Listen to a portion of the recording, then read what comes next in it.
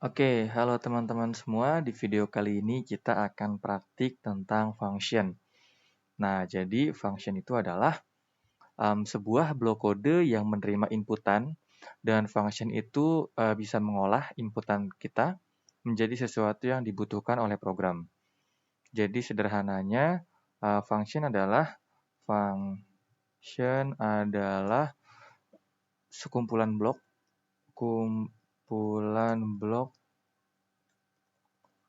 kode yang dibungkus dengan nama tertentu.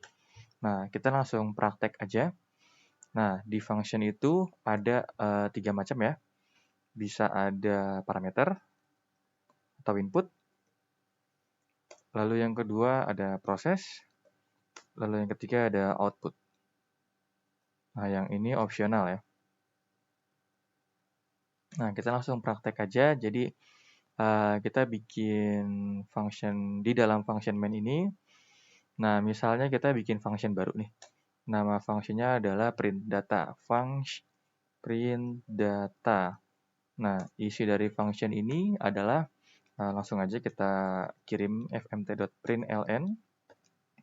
Isinya ngeprint biasa aja. Nah, cara memanggil function ini, function print data kita masukkan ke dalam function main. Misalnya print data. Nah, cukup begini aja. Kalau kita jalankan, nah dia akan nyetak ya, ngeprint biasa aja dari function print data.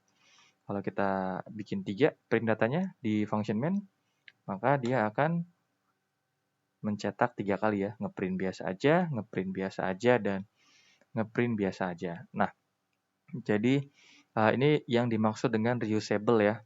Jadi function yang sama kita bisa panggil berkali-kali gitu. Oke, itu yang pertama. Lalu yang kedua, misalnya kita bikin si function print data ini,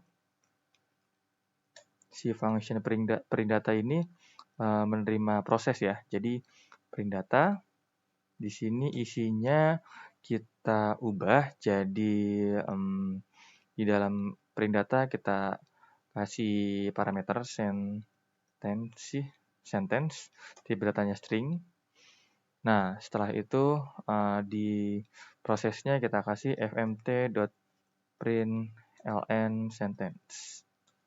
Nah, jadi nanti kita akan mengirim variabel, kita mengirim parameter dari function print data ini di dalam. Nah, nanti misalnya kirim kalimat. Nah, misalnya kita mengirim ini, kirim kalimat. Nah, si kirim kalimat akan masuk ke sini, di function print data. Sentence, lalu kalimatnya akan dicetak. Nah, kalau kita jalankan, kirim alamat, loh kan.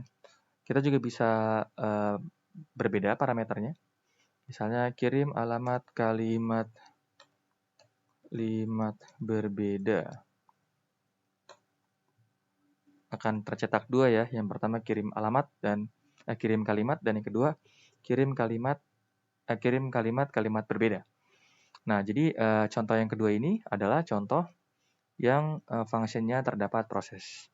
Gitu ya. Lalu yang contoh ketiga itu kita akan coba pakai output ya. Jadi contoh ketiganya, misalnya ini kita hapus dulu. Nah, ini biarin aja, tetap pakai parameter kirim kalimat. Nah, jadi di function print data ini kita akan mengharapkan output. Jadi, nah ini output. Jadi kita taruh di sini. Outputnya misalnya kita mau string juga tipe datanya. Nah, di dalamnya itu contohnya kita gabung new sentence, variabel baru ya, new sentence. Isinya adalah sentence ditambah belajar golang. Oke, lalu kita return new sentence-nya. Nah, ini yang dimaksud dengan mengembalikan output ya.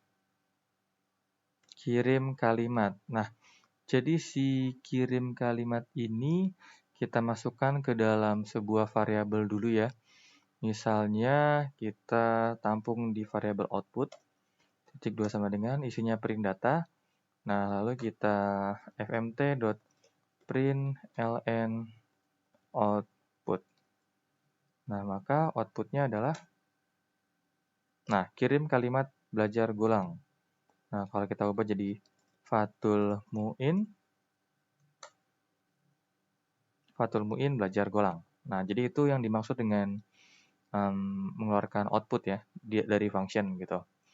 Nah, yang contoh terakhir, contoh keempat, kita akan coba buat aritmatika ya, pertambahan ya. Jadi misalnya yang pertama dan yang kedua, kita pertama parameternya number, tipe data integer, lalu yang kedua number to, tipe datanya juga integer. Nah, return-nya kita mau integer. Nah, di dalam function-nya kita langsung aja return number ditambah number to. Nah, setelah itu kita coba langsung kita buat tampungannya seperti contoh yang ketiga. Jadi misalnya output titik 2 sama dengan print data 8, 10. Nah, fmt.println output. Nah, hasilnya harusnya 18 ya.